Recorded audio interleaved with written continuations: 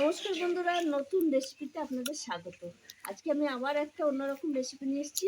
আজকে আমি একটা মিষ্টি রেসিপি নিয়ে এসেছি। আমি আধ বাটি সুজি দিয়ে কীভাবে সুন্দর পান্তুয়া করা যায় সেইটাই আমি করে দেখাবো। তার জন্য নিয়ে নিচ্ছি এখানে আধ বাটি সুজি, আধ বাটি চিনি, নুন, গোটা এলাচ, ঘি, দুধ, গরুর দুধ, আর এই যে সাদা তেল।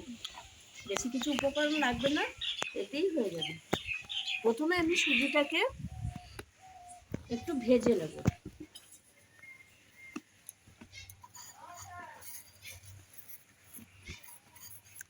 সুজিটাকে একটু ভেজে নিচ্ছি। আমি উনুনটা আগেই ধরিয়ে নিয়েছি। সুজিটাকে আমি শুকনো খোলায় ভেজে নিচ্ছি। আর এর মধ্যে আমি দিয়ে দেবো একটু ঘি, ভালো গন্ধ আসার জন্য একটু দেবো।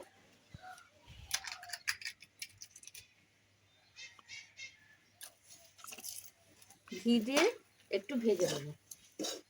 কাঁচা গন্ধটা যতক্ষণ না যাবে ততক্ষণ ভাজবো।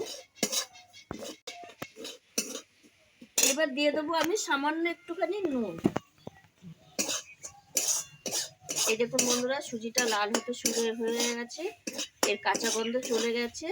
এবার আমি দিয়ে দেবো জল। জল না, দুধ দেবো। এই যে এবার এই দুধটা দিয়ে দেবো।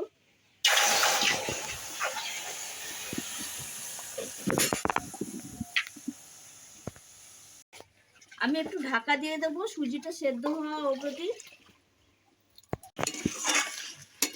এবার আমি ভালো করে একভাবে এরকম নেড়ে যাব, যাতে সুজিটা ডেলা পাকিয়ে না যায়। আর এর মধ্যে দিয়ে দেবো আর একটু ঘি।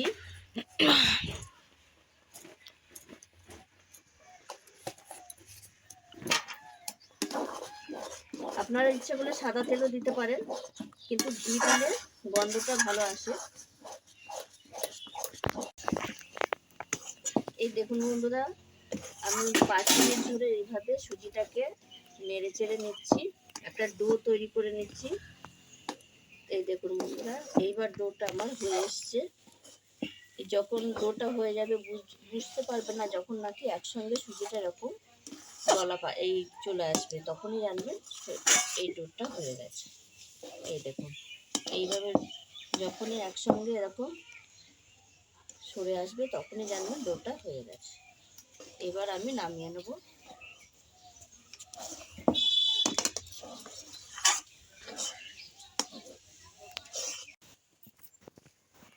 এবার আমি কড়াইয়ে একটু জল দিয়ে দেবো, দিয়ে এই চিনিটা দিয়ে দেবো, আর দিয়ে দেবো 1 বাটি জল। আমি শিরাটা করে নেব। সুজিটা ঠান্ডা হতে হতে, সুজির ডোটা ঠান্ডা হতে হতে, আর এতে দিয়ে দেবো এলাচ, একটু ভেঙে দেব, তাহলে গন্ধটা ভালো আসবে।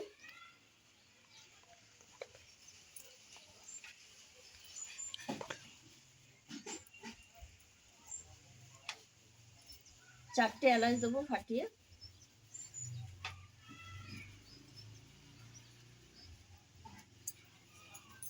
এদিকে চিনির শিরাটা হোক, আমি ততক্ষণে সুজিটা ঠান্ডা হওয়াতে।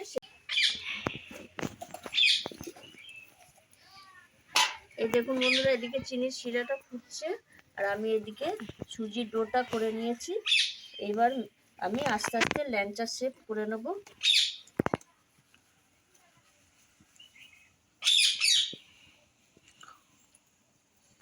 এরকম ভাবে একটু লম্বা আকারে করব।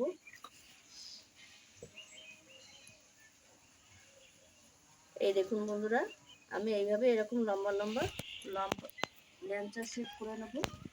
এই দেখুন বন্ধুরা, রসটা হয়ে গেছে। খুব চিটচিটে নয়, একটু আটালো হলেই নামিয়ে দেব।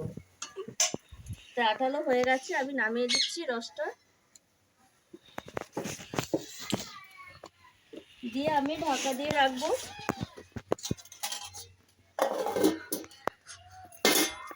এইবার আমি কড়াইটা বসিয়ে দেবো ল্যাংচাগুলো ভাজার জন্য।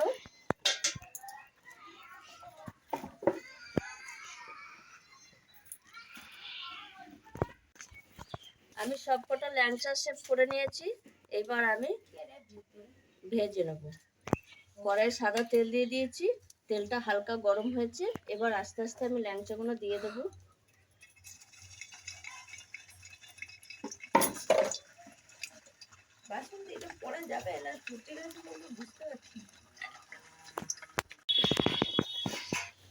এই দেখুন বন্ধুরা কি সুন্দর কালার এসছে, আর আমার ল্যাংচাগুলো সব ভাজা হয়ে গেছে।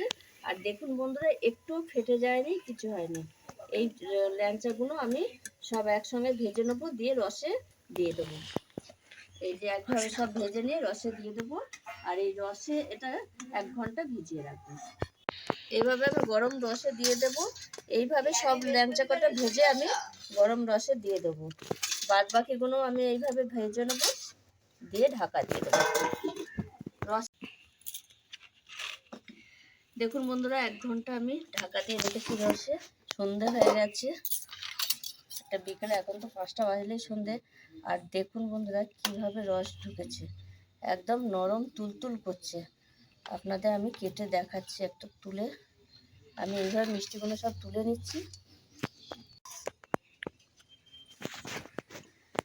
দেখুন বন্ধুরা আমি সব ল্যাংচাগুলো এই থালায় তুলে নিয়েছি।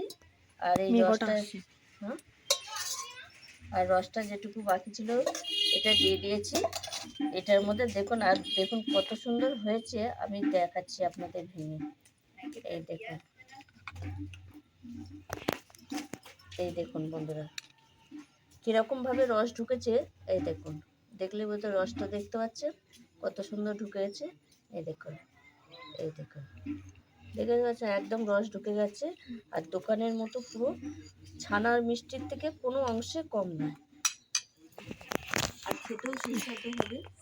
তা আপনারাও এইভাবে বাড়িতে মিষ্টি মানে ছানা জিলিপি করে খাবেন। আমি 8 বাটি সুজি দিয়ে করে দেখিয়েছি, আপনারাও এইভাবে করে খেয়ে দেখবেন, দেখে আমাকে কমেন্টে জানাবেন। আর এটা মিষ্টির দোকানে ছানার জিলিপির ছানার ল্যাংচা থেকে কোনো অংশ কম হয়নি, আর খেতেও সুস্বাদু হবে। তাই আমার এই ভিডিওটি যদি আপনাদের ভালো লেগে থাকে তাহলে লাইক করবেন, শেয়ার করবেন, সাবস্ক্রাইব করবেন। আবার দেখা হবে আগামী ভিডিও। টাটা।